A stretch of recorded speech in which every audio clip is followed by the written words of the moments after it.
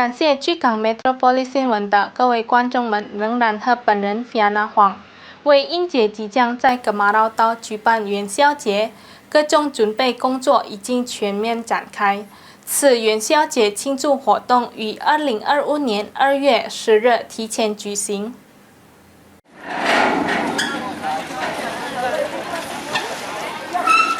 为应节在巨港的元宵节庆祝活动，各项准备工作已经展开，与往年同场在农历新年后的第15天，即2月12日举行不同。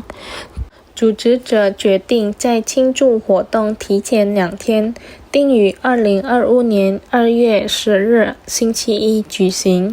其中一位组织者季哈伦表示，应节元宵节的准备工作已经过去1个月开始进行。组织者还准备了6500盏船灯和400个灯笼，届时将装饰周边地区。季哈伦补充道，其他准备工作还包括将搭建由货船构成的浮桥，计划在庆祝活动前2天，即2月7日星期五进行安装。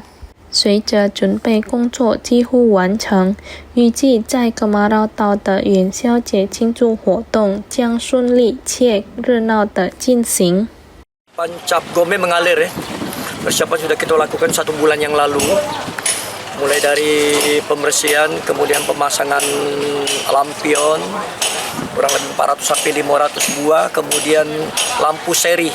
Ada 6.500 lampu seri yang kita terpasang di seareal Pulau Kemarau sebagai untuk penerang. Kemudian